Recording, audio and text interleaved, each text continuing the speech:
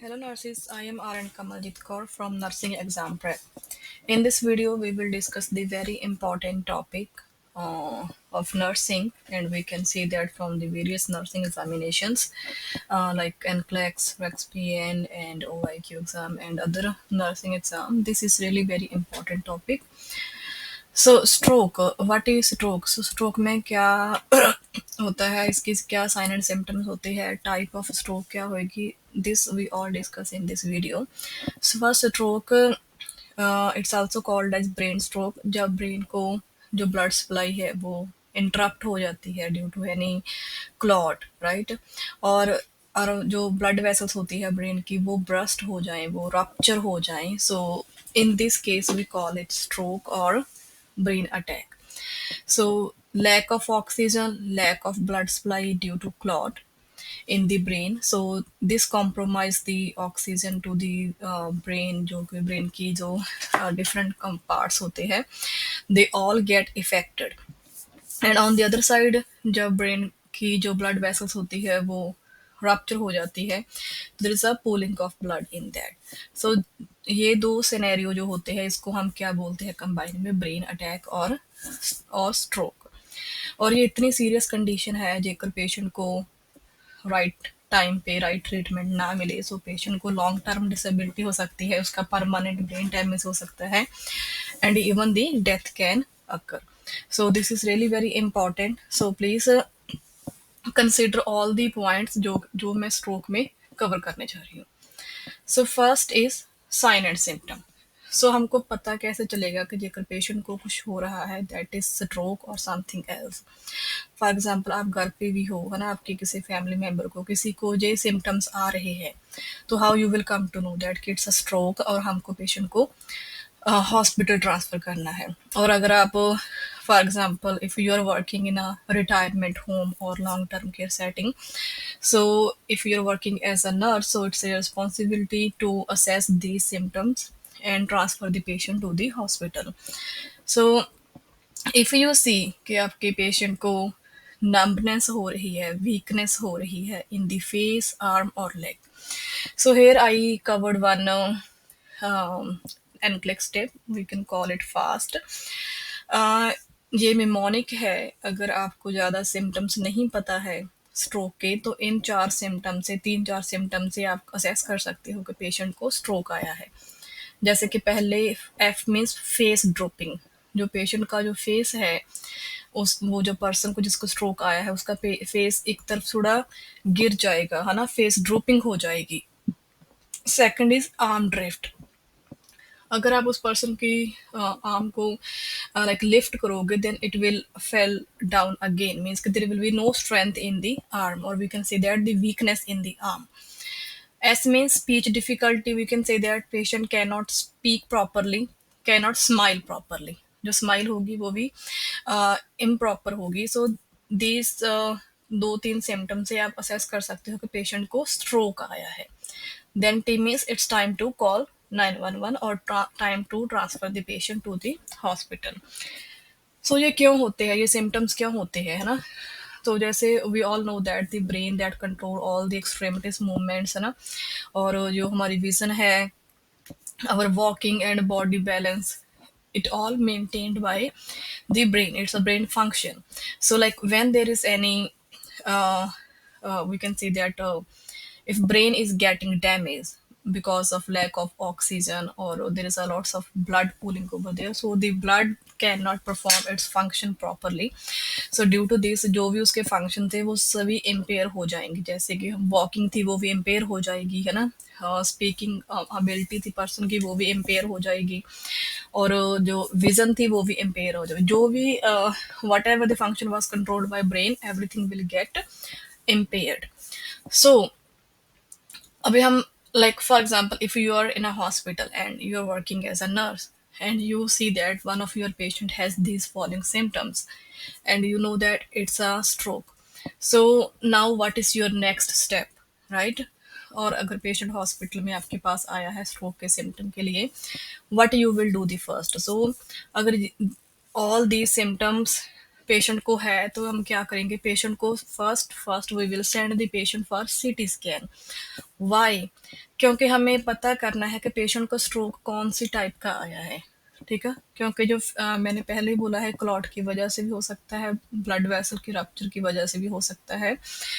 अगर हमें पहले यही नहीं पता होगा कि स्ट्रोक का कारण क्या है, then how we will do the treatment, because जो दोनों टाइप है stroke की, the both cause has the different treatments. So it's the first and important thing to find out the cause and type of the stroke. Otherwise you cannot survive the patient, you cannot limit the damage of the disease condition जो भी है। ठीक है, आप late हो जाओगे treatment provide करने में, और पेशेंट को क्या हो सकता है, लॉन्ग टर्म जो डैमेज और डिसेबिलिटीज हो सकती हैं। So if we talk about type of stroke, है ना, तो ये दो टाइप के हो सकते हैं। पहले तो होता है कि जैसे कि कॉज क्या हुआ ब्रेन स्ट्रोक का, है ना। इस्चेमिक में क्या होता है, there is a clot in the blood vessel that interrupt the oxygen and blood supply to the brain. ठीक है, उसकी वजह से क्या हो गया, स्ट्रोक हैपन हो गया। उसको बोलते हैं इस्चेमिक स्ट्रोक, जब कोई क्लॉट फॉर्मेशन हुई होती है। और जो फॉर एग्जाम्पल बॉडी में किसी और पार्ट में क्लॉट था, जैसे डीबीटी हम बोल सकते हैं, और वो ब्लड में ट्रेवल करते करते eventually it comes in the brain, and जो ब्रेन की ब्लड सप्लाई थी वो इंटरप्ट हो गई। And blood supply interrupt means oxygen interrupt होगी, ब्रेन जो कि ब्रेन के पार्ट्स थे दे स्टार्टेड गेटिंग डाई, है ना। और दूसरा क्या होता है, हेमरेजिक स्ट्रोक। इसमें क्या होता है कि हमने बोला था एच, ऐसे याद रखना, एच में हेमरेजिक में क्या होता है, रप्चर हो जाती है ब्लड वेसल की ड्यू टू एनी ट्रॉमा, और कोई हेड इंजरी हो गई, उसमें बहुत ज़्यादा ब्लड पूलिंग हो गई है ब्रेन में, एंड जो ब्रेन की फंक्शन थे वो इम्पेयर हो गए हैं, जिसकी वजह से जो सिम्टम थे वो पर्सन में दिख रहे हैं। और हम एक और टर्म यूज करते हैं कि लेफ्ट हेमिस्फीयर का हुआ है, जो राइट हेमिस्फीयर का हुआ है ना। But first we will discuss the ischaemic and haemorrhagic stroke.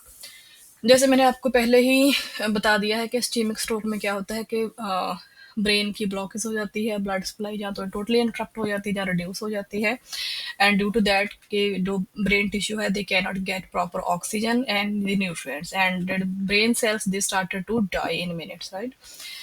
इसके क्या कॉज हो सकते हैं, इस्चेमिक स्ट्रोक के क्लॉट फॉर्मेशन कैसे हो सकती है ब्रेन में, है ना। और क्लॉट पहले मैंने बताया कि एक तो डीबीटी हो गया, है ना, डीप वेन थ्रोम्बोसिस। उसमें क्या होता है, डीप वेन थ्रोम्बोसिस में क्लॉट फॉर्मेशन होती है लेग्स में। तो लाइक इवेंचुअली जो क्लॉट फॉर्म हुआ था पेशेंट की लेग में, है ना, थोड़े टाइम के बाद वो ट्रेवल करता करता गया ब्रेन में चला गया, and it interrupt the oxygen supply over there. और smoking is very we can say that the number one cause of the ischemic stroke.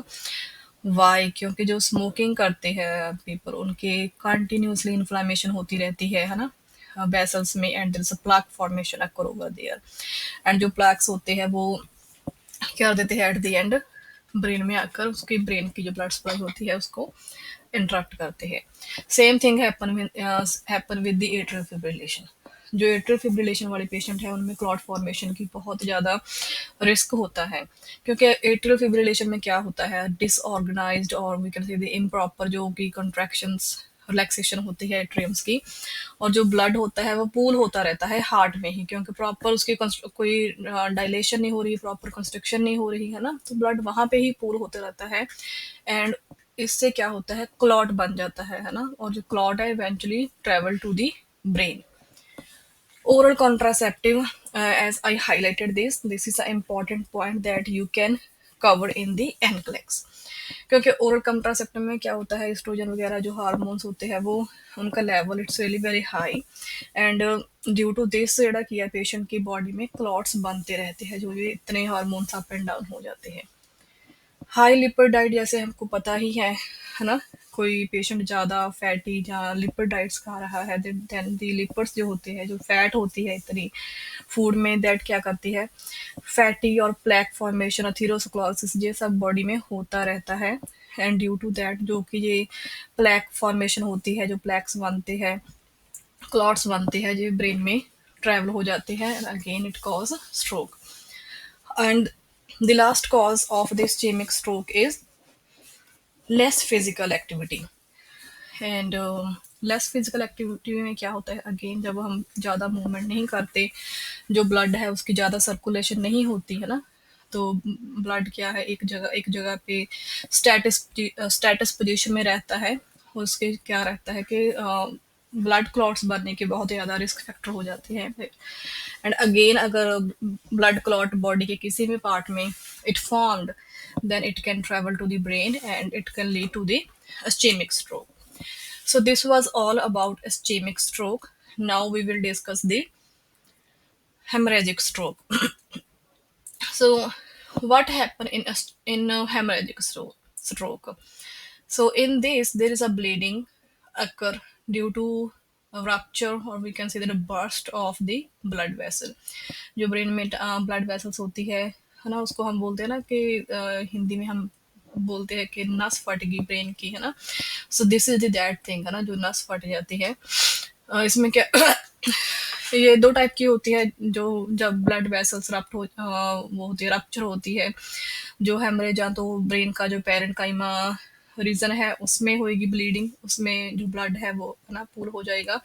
और second type is the sub अर्कनॉइड space, जो brain की सब अर्कनॉइड space होती है उसमें जो की है ब्लीडिंग हो रही है, that we call it subarachnoid hemorrhage. But the main what happen in this rupture of the blood vessel, ये क्यों होता है, what is the cause of this, like if patient has any roadside accident or major accident, major trauma, so that hit the brain and it caused the rupture of the brain vessels. And next is cerebral aneurysm. इसमें क्या होता है, like if you know what is this term, so there is some tiny arteries in the brain like that, they inflate over the time, like balloon shape उनकी बन जाती है, और उसमें क्या होता है ओवर टाइम जो ब्लड है वो फिल होता रहता है। एंड इवेंचुअली, क्योंकि जैसे फॉर एग्जांपल मान लो कि बैलून है ना, जो बैलून में हम जो अगर वाटर फिल करते जाएं at the end it break, right. So same thing इस डिजीज कंडीशन में होता है। सेरिब्रल एन्यूरिज्म में क्या होता है, टाइनी सा बलून बन जाता है ब्रेन के अंदर, और उसमें क्या होता है ब्लड जो फिल होता रहता है over the time, so eventually it rupture and it cause the haemorrhagic stroke. And next cause of hemorrhagic stroke is hypertension. So what happen in hypertension, जो body's blood pressure is really very high, right? So when it's very high then it can lead to the अगर आप अगर मैं आपको layman language में समझाऊं, किसी चीज का कोई मान लो कोई पाइप है, उसमें हम इतना प्रेशर डाल रहे हैं ना, पानी इतना प्रेशर डालते हो कि पाइप फट जाएगी, है ना। सो same thing with blood vessels होती है, अगर उनका जो ब्लड का जो प्रेशर है वो इतना ज्यादा हो जाएगा तो eventually the blood vessel will rupture और ब्रस्ट, है ना, and it can lead to the haemorrhagic stroke. अगर वही जो ब्लड वेसल है ब्रेन में है और हाइपरटेंशन की वजह से वो रप्चर हो जाए then it lead to the haemorrhagic stroke. So patient को क्या होंगे, स्ट्रोक के सिम्टम्स अपीयर हो जाएंगे। So because first we will discuss the intervention for ischemic stroke. So I think you have pretty much clear what is ischemic and hemorrhagic stroke. So ischemic stroke में क्या होता है, there is a one drug that is called plasminogen activator, tissue plasminogen activator, TPA बोलते हैं इसको, ठीक है। It's really very important in NCLEX, please write this down. ये जो ड्रग होता है it break the blood clots, जो कि ब्रेन में कोई भी ब्लड फॉर्मेशन जो हुई है, क्लॉट की फॉर्मेशन हुई है, it will break that clot, but it only work effectively if it administered within the 3 to 4 hours after the stroke symptoms start, ठीक है। That's why I mentioned earlier that time to call 911 or time to send the patient to the hospital. If patient has these stroke symptom, please send patient to the hospital so that patient can get the right treatment at right time. So clot, in drugs को clot busters भी बोलते हैं, thrombolytic drugs भी बोलते हैं। ये one time push ही होते हैं ड्रग्स, इसको बार बार नहीं देते, सिर्फ 3 to 4 आवर्स के बीच बीच में देने होते हैं। जो ज़्यादा इंपॉर्टेंट ड्रग्स जो एनक्लेक्स में डिस्कस होते हैं वो है एल्टेपलेस, ठीक है, और स्ट्रेप्टोकाइनेज। दीज 2-3 एग्जाम्पल्स ने प्लीज राइट डाउन कर लेना। These are really important from the NCLEX point of view.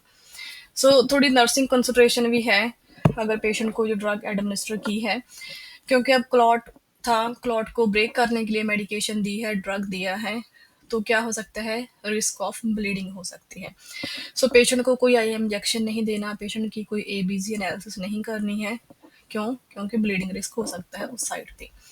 और ये जो ड्रग है, टीपीए ड्रग्स है, वो आईवी लाइन के थ्रू ही देते हैं, किसी सेंट्रल लाइन के थ्रू, किसी पिक लाइन के थ्रू नहीं देते।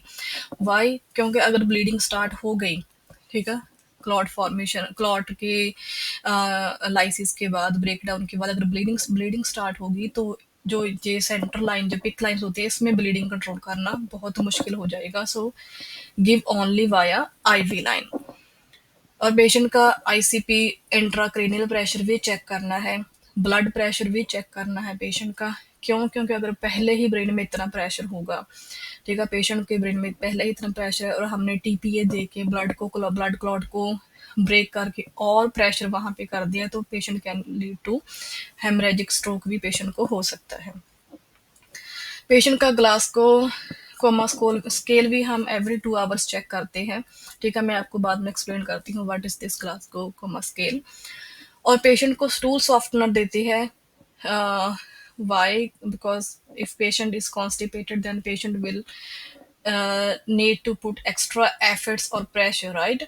So it's important to give stool softener so patient can have a easy BM and without any pressure on the brain. So in Glasgow Coma Scale, what we check? So if patient is on TPA therapy or the TPA drug administered to the patient, we check the Glasgow Coma Scale. हमको क्यों check करना है? क्योंकि देखना है, क्योंकि जो clot को ब्रेक किया है उसकी वजह से पेशेंट के ब्रेन में कुछ ज़्यादा ब्लीडिंग तो नहीं होने लग गई, उसके जो फंक्शन है जो इम्पेयर तो नहीं हो रहे ज़्यादा। इसमें क्या होता है पहले बिहेवियर चेक करते हैं, बिहेवियर, वर्बल रिस्पॉन्स और मोटर रिस्पॉन्स चेक करते हैं। जेकर बिहेवियर है वो स्पॉन्टेनियसली पेशेंट रिस्पॉन्ड कर रहा है, स्पीच है ना, और हम उसको बोल रहे हैं बार बार, तभी वो रिस्पॉन्ड कर रहा है, जो पेन टू रिस्पॉन्स कर रहा है। सेम वर्बल रिस्पॉन्स भी ऐसे हो गए कि पेशेंट ओरिएंटेड है या कंफ्यूज है, वर्ड्स इनएप्रोप्रिएट है। अकॉर्डिंग टू दिस वी क्या करते हैं, पेशेंट का ग्लासको कोमा स्केल चेक करते हैं और मोटर रिस्पॉन्स चेक करते हैं, है ना, पेशेंट ओबे कर रहा है कमांड्स को या लोकलाइज्ड पेन को, है ना, this all comes under Glasgow coma scale. और we check this every 2 hours अगर पेशेंट को टीपीए ड्रग एडमिनिस्टर किया है। So next is nursing concentration. अगर पेशेंट को टीपीए थेरेपी या ड्रग एडमिनिस्टर हो चुका है तो नर्सिंग की क्या कंसिडरेशन है। अगर पेशेंट की रिसेंट सर्जरी हुई है, then it's better to avoid the TPA, क्योंकि पेशेंट को रिस्क हो सकता है ब्लीडिंग का, और पेशेंट को ब्लीडिंग प्रिकॉशन में भी हमको रखना होता है अगर patient has recent history of surgery और पेशेंट को टीपीए भी एडमिनिस्टर हो चुका है। अगर पेशेंट को कोई ब्लीडिंग डिसऑर्डर है ना, so what happen in bleeding disorders, like means के पेशेंट के जो क्लॉटिंग फैक्टर्स होते हैं वो मिसिंग होते हैं, and if there is a missing clotting factor, so and if we administer the TPA drugs, then there is a risk of bleeding. So check if the patient has history of bleeding disorders, and I already told you check the blood pressure, ठीक है, if patient has high blood pressure then no TPA। Patient को spine और ट्रेंडल birth position देते हैं, Y, है ना, क्योंकि patient को ऑलरेडी जो है ब्लड सप्लाई है वो कॉम्प्रोमाइज है इन ब्रेन में।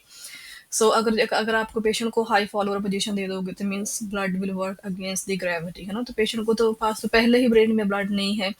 सो इट्स बेटर कि पेशेंट को जा तो स्पाइन पोजीशन में, मैंने यहाँ पे मेंशन भी किया है, स्पाइन पोजीशन में पेशेंट को रखना है, और ट्रेंडल बर्ग पोजीशन में। इसमें क्या होता है कि पेशेंट के ब्रेन को सप्लाई जाएगी ब्लड की, और पेशेंट को आफ्टर दैट पेशेंट को थोड़ा लॉन्ग टर्म के लिए it depend on the situation anticoagulant और एंटी प्लेटलेट थेरेपी भी रखती है जो ड्रग्स जाते हैं पेशेंट को, सो दैट के फ्यूचर में कोई क्लॉट फॉर्मेशन ना हो। So this was all about the ischemic stroke. Now we will discuss the intervention for hemorrhagic stroke. So hemorrhagic stroke में क्या, पहले तो हमको देखना है, सबसे पहला स्टेप है to control the blood pressure and to stop the है ना, sorry it was actually bleeding था, कंट्रोल दी ब्लीडिंग, है ना, जो कि पेशेंट को ब्लीडिंग हो रही है, कौन से कॉज की वजह से हो रही है, ठीक है। हमको ब्लीडिंग स्टॉप करनी है पहले, है ना, ब्लड का जो, इवन दो पेशेंट को हाई ब्लड प्रेशर है ना, उसकी वजह से रप्चर होता है पेशेंट का, हम ब्लड प्रेशर भी कंट्रोल करेंगे। और आफ्टर दैट वी विल ऐसी मेडिकेशन पेशेंट की सारी स्टॉप कर देंगे, जैसे कि वारफरिन हो गया, कोई ब्लड थिनर हो गया, एस्पिरिन। क्यों स्टॉप करेंगे? क्योंकि पेशेंट में के ब्रेन में तो ऑलरेडी ब्लीडिंग हो रही है ना। अगर पेशेंट ऐसे ब्लड थिनर थेरेपी पे या एंटीकोगुलेंट थेरेपी भी होगा, तो जो ब्लीडिंग है उसको कंट्रोल करना, it will be very difficult because there will be no clot formation, there will be delay clot formations, है ना। so we will stop all the anticoagulants, thrombolytic, कोई भी ड्रग्स पेशेंट का है, ब्लड थिनर्स है, will stop and we will control the blood pressure also. so no platelet, no thrombolytic, no blood thinner. And इसमें patient को spine position भी नहीं देते, क्योंकि अगर स्पाइन पोजीशन देंगे पेशेंट को और ट्रेंड पोजीशन देंगे तो पेशेंट के पहले ही ब्रेन में पूलिंग ऑफ ब्लड हो चुकी है and it will lead to a worse scenario. Patient को क्या देंगे? High Fowler position, so that के ब्रेन के पास और ब्लड ना जाए, है ना। और इसमें भी सेम पेशेंट को स्टूल सॉफ्टनर देंगे, so that it can reduce the pressure in the brain. And in some serious condition patient की जो है इमरजेंसी सर्जरी भी करते हैं टू रिमूव द ब्लड और to relieve the pressure with in the brain. So to wrap up we can say that haemorrhagic stroke में जैसे rupture of blood vessel होता है, तो पहले हमको ब्लड प्रेशर की वजह से अगर हुआ तो ब्लड प्रेशर कंट्रोल करना है। अगर पेशेंट किसी एंटी प्लेटलेट और ऐसी एंटीकोगुलेंट थेरेपी है वो स्टॉप करनी है, ठीक है। पेशेंट को हाई फॉलोअर पोजीशन देनी है और पेशेंट को स्टूल सॉफ्टनर भी देनी है to prevent the brain pressure. So this was all about haemorrhagic stroke. So जैसे हमने पहले डिस्कस किया था कि जो टाइप होती है वो स्टीमिक और हेमरेजिक स्ट्रोक और लेफ्ट हेमिस्फीयर और राइट हेमिस्फीयर, है ना। वो तो थे कॉज, है ना, कॉज की वजह से जो टाइप थी। इसमें होता है जेकर पेशेंट के टू पार्ट्स होते हैं ब्रेन के, लेफ्ट हेमिस्फीयर होता है और राइट हेमिस्फीयर होता है।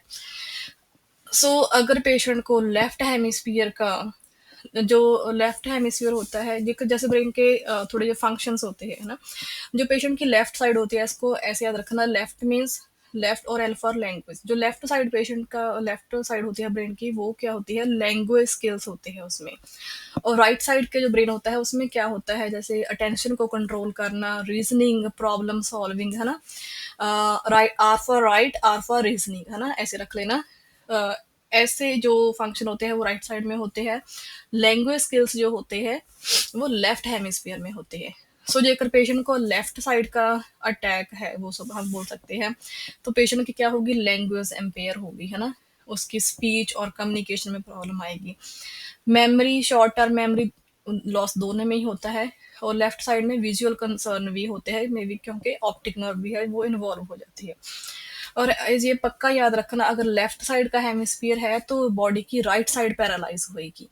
अगर राइट साइड का हेमिस्फीयर है तो बॉडी की लेफ्ट साइड पैरालाइज होगी। और अगर राइट साइड का हेमिस्फीयर का अटैक है तो आर फॉर रीजनिंग, पेशेंट जज नहीं कर पाता, डिस्टेंस को जज नहीं कर पाता, है ना, प्रॉब्लम्स को सॉल्व नहीं कर पाता, और पेशेंट का इसमें बिहेवियर होता है इम्पल्सिव, बहुत अग्रेसिव बिहेवियर हो जाता है। फॉर एग्जाम्पल आपको एनक्लेक्स में ऐसा कंफ्यूजिंग क्वेश्चन आ सकते हैं कि पेशेंट को राइट साइड का स्ट्रोक आया है ना, तो नर्स पेशेंट के, है ना, किस साइड से अप्रोच करेगी, है ना। अब सम टाइम ये कंफ्यूज करने के लिए होता है। और आंसर में भी होगा, है ना, कि राइट साइड से, है ना, और लेफ्ट साइड से। अगर आपने ये क्वेश्चन पढ़ा होगा तो आपको देखोगे कि राइट साइड का अटैक आया है तो उसकी लेफ्ट साइड की पैरालिसिस हुई है, तो नर्स क्या पेशेंट को वीकर साइड से अप्रोच करती है, मीन्स कि नर्स पेशेंट को लेफ्ट साइड से अप्रोच करेगी, है ना। अनदर एग्जाम्पल, मान लो पेशेंट को लेफ्ट साइड का अटैक आया है ना, तो जो नर्स है वो पेशेंट को कॉल बेल किस, है ना, साइड पे रखेगी पेशेंट की। मीन्स के लेफ्ट साइड का है तो पेशेंट की राइट साइड अफेक्ट हुई है, राइट साइड वीक है। अगर राइट साइड में कॉल बेल रख देंगे तो patient how it will press, है ना। अगर लेफ्ट साइड का है तो गुड साइड कौन सी होगी? लेफ्ट साइड, तो कॉल बेल हम लेफ्ट साइड पे रखेंगे। थोड़े से ऐसे कंफ्यूजिंग क्वेश्चंस होते हैं एनक्लेक्स में या वेरियस नर्सिंग एग्जाम्स में, तो प्लीज इसे मेक श्योर करना, कीवर्ड्स देखना कि क्या पूछ रहे हैं। राइट साइड का है तो लेफ्ट साइड पैरालाइज होगी, और लेफ्ट साइड का हुआ है तो राइट साइड पैरालिसिस होगी। So at the end there are few nursing considerations, ठीक है। पेशेंट की क्या रिस्पॉन्सिबिलिटी, और ये है अगर पेशेंट के जो जो इनिशियल फेज था वो रिकवर हो चुका है, patient now is in recovery phase, ठीक है। पेशेंट को, जो स्ट्रोक वाला पेशेंट है उसको हम सीधे प्रिकॉशन पे डालते हैं, ठीक है, क्योंकि जब इतनी ज़्यादा ऑक्सीजन, लैक ऑफ ऑक्सीजन हो जाएगी तो पेशेंट सीजर में जा सकता है। अगर पेशेंट अब ठीक हो गया है तो उसको सिम्टम भी कंट्रोल कर लिए गए हैं, तो स्टिल उस पेशेंट को कुछ भी खाने को नहीं देना अंटर उसका स्वॉलो टेस्ट हो जाए। और जो स्वॉलो टेस्ट होता है वो स्पीच थेरेपिस्ट करते हैं, नर्स नहीं करती। पेशेंट की जो नेक है वो थोड़ी फ्लेक्स करनी है और पेशेंट को बोलना है कि डबल स्वॉलो करे। क्यों? क्योंकि जो स्ट्रोक वाले पेशेंट है they are at high risk of choking, and so उनको थोड़ा हाई फॉलोअर पोजीशन पे है ना फीड करते हैं, और नर्स फीड करती है, पीएस डब्ल्यू फीड नहीं करते हैं। कोई सेडेटिव मेडिकेशन नहीं देनी है, अगर पेशेंट को कोई पेन है तो कोई ऑपोइड थेरेपी ऐसे पहले ड्रग नहीं देनी खाने से पहले, क्योंकि this can lead to choking and aspiration, है ना। पेशेंट को वीकर साइड से अप्रोच करना है, कम्युनिकेशन करना, क्योंकि पेशेंट उस साइड को निग्लेक्ट कर रहा होता है ना। और पेशेंट को जैसे कि राइट साइड, जिस पेशेंट को राइट साइड का वीकनेस, राइट साइड का अटैक था, ठीक है, क्योंकि उनका बिहेवियर थोड़ा इम्पल्सिव हो जाता है, उनकी रीजनिंग है ना इम्पेयर हो जाती है, तो ऐसे पेशेंट को थोड़ी सी ऑप्शन भी कम देनी चाहिए, क्वेश्चन जो क्लोज एंडेड पूछो ताकि पेशेंट कंफ्यूज ना हो ज़्यादा, पेशेंट को वो अपना दिमाग ना यूज़ करना पड़े। और पेशेंट की डिस्ट्रैक्शन भी अवॉइड करनी है, because patient has already interrupted reasoning skills.